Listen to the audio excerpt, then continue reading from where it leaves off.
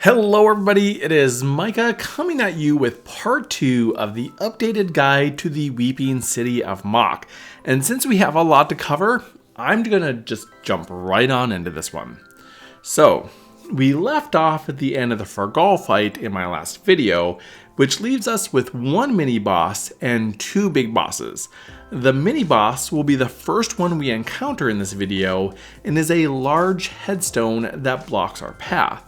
The three parties that make up the alliance will want to split up for this one, with A going to the small arena on the left, B staying in the center, and C going to the small arena on the right. After the headstone is pulled, you can DPS him as normal, but you want to keep an eye toward your respective party locations, because soon after the fight begins, a ball of void fire will appear in the left and the right arenas and slowly start growing in size. If you ignore these, they're going to burst doing some pretty big damage, so B can stay and fight the headstone, but A and C parties will want to return to their respective areas to take care of these little balls. While you're fighting the void fire, the different sections will be walled off and another ad will spawn. Killing this ad will drop the wall, allowing you to continue your fight with the headstone. At around 40-ish%, headstone will begin casting flaring epigraph, and red circles will light up in each of the three arenas. One person from each party needs to run and step on each one of these circles to activate a large shield in the center arena. Once that shield is up, everybody needs to gather within it. If the shield is not put up, it's a wipe. But now you can just finish off the headstone and move on to Ozma. Now Ozma is a strange boss. It doesn't have difficult mechanics or even a lot of them, but if they're messed up, it can get really devastating really quick.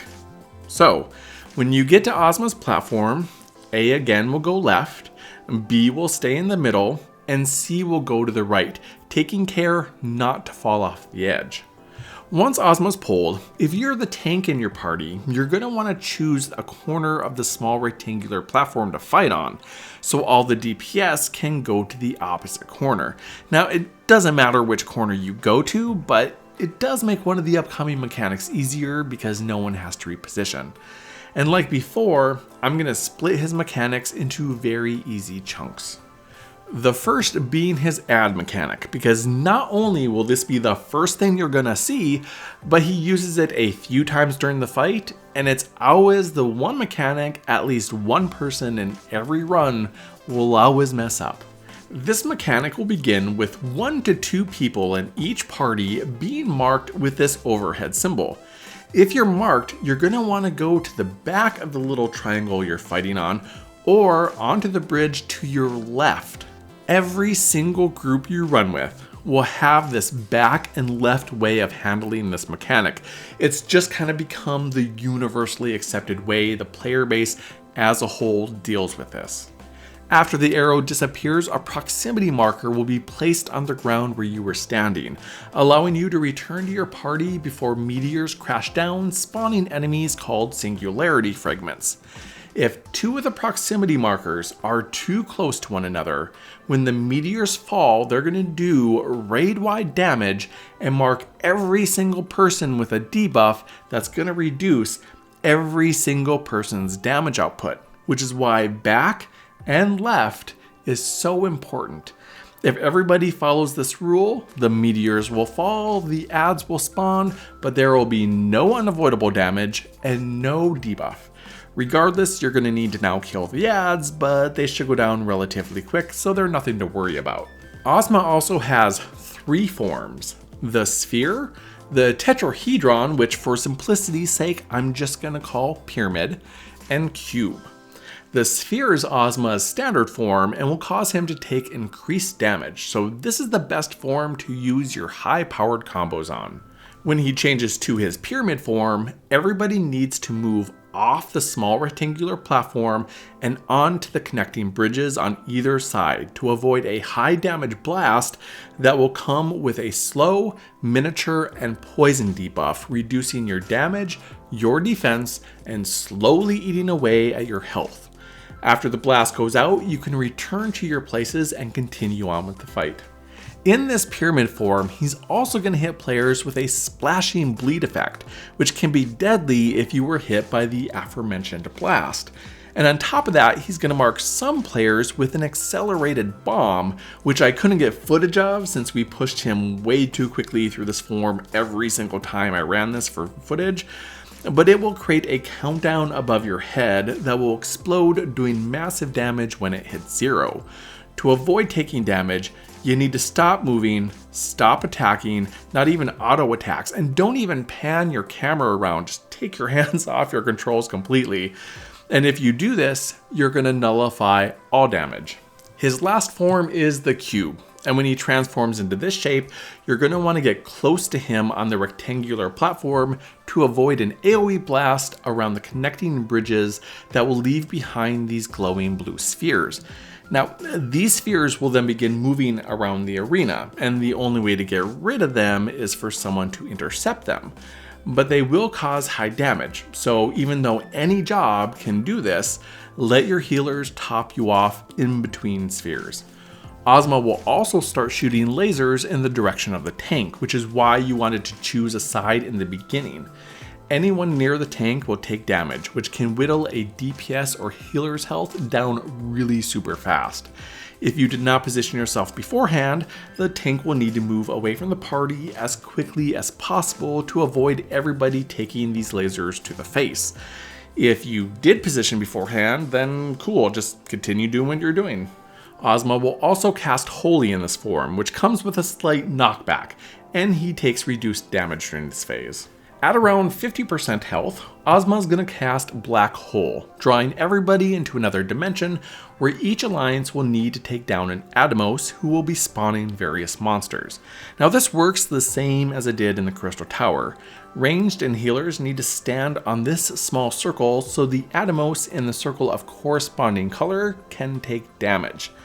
Then, after the Atomos are down, you need to leap to the ground below where you're going to fight an Ozma Shade. During this fight, Ozma Shade will cast a simulation, which will place a debuff on you that will slowly grow in strength until it places you in a granite gel that will eventually kill you. Now you can avoid this by turning away from Ozma while he's casting, but if you do get hit with a simulation, all you have to do is turn away from him, so instead of getting stronger, it gets weaker until it finally disappears. After Ozma Shade is down, you can run into the circle he leaves behind to return to the fight with Ozma. And now it's just rinse and repeat, so super easy, right? And with that, we're on to the final boss, Kelefisteri. If you are tanking Kelefisteri, you're going to want to take her to the middle of the room and turn her away from the party. Most of her attacks are indicated by her hair, so keeping an eye on her lovely locks is important for absolutely everybody in the party. After this fight begins, it will not be long before you see her most frequent and potentially devastating attack, which is indicated by one of her dreads morphing into a giant claw. This claw will cleave the entire arena on whatever side it spawns on, doing average damage and leaving behind a pretty substantial bleed effect on anyone it hits. So as soon as you see this claw, you need to move to the opposite side of her. The cleave does have a floor indicator, but it happens so quickly that by the time you see the indicator, you may not have time to dodge it. She's also going to use this claw to do repeatedly small, insta-casted frontal cleaves. So if you're not tanking, do not stand in front of her.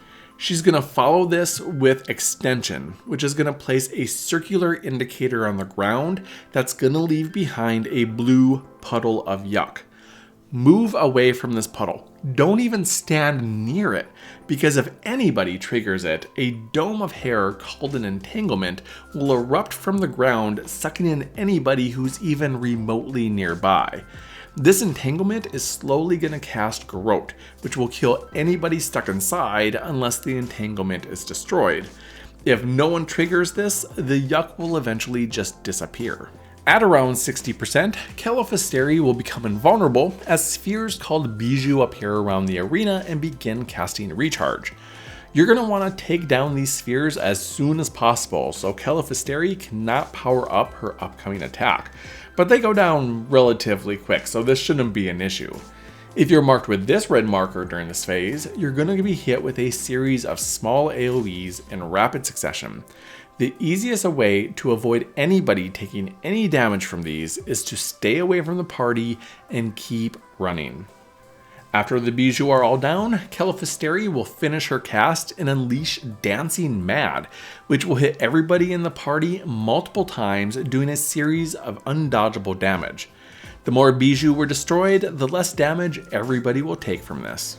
After all of this is done, Kelefisteri will add a couple new variations to her extension ability. Every time she casts it from here on out, one of three things will happen. It could create a small blue puddle that will entrap players in an entanglement just like it did before, or small indicators will appear either inside the arena or around the border of the arena that are going to spawn ads called living locks, and these living locks will do a quick attack before disappearing. If the living locks appear around the border of the arena, they're going to take on this pointy shape and will do AoE damage in a long line directly in front of them. If they spawn within the arena, they're going to take on one of two shapes. Either they're going to look like a giant axe or a giant clump of hair. The clumps will do AoE damage directly around them that will launch you into the air, and the axe will do AoE damage in a donut-shaped area around them. So to avoid taking any damage, you're going to want to group up and stack on the axe, since it has a safe zone directly around its stem. Finally, toward the end of the fight, she's going to combine all of her attacks into one giant attack with a couple new abilities in there because, you know, why not? This is going to begin with Extension, but this version of Extension will spawn 7 clump-shaped living locks, 3 in the middle of the arena and 4 around the outside. She will follow this immediately with a new ability called Penetration. To avoid dying here, you're going to want to position yourself between 2 of the clumps on the outside border of the arena and face away from the boss. If you are in between 2 clumps and you're faced away from Kelefisteri, when Penetration is finished casting, it's going to push you to the outside of the arena into the safe zone. But if you're facing her, Penetration is going to pull you into the middle where you're going to be hit by 3 simultaneous clump AoEs. She's going to follow this by immediately spawning a claw in her hair before turning into a random direction and casting Depth Charge. After the casting timer is up, she's going to dash across the arena doing damage to anybody in her path, and she's going to finish this with the standard claw cleave that covers half of the arena. To avoid this, do not stand in front of her and run to the side of her that does not have a claw. If you survived all of that, it's rinse and repeat until you finish the dungeon. So congratulations, the second part of the Mhach raid series is finally done. We have one more dungeon to go in this raid series called Dune Scathe, which I will be covering very soon.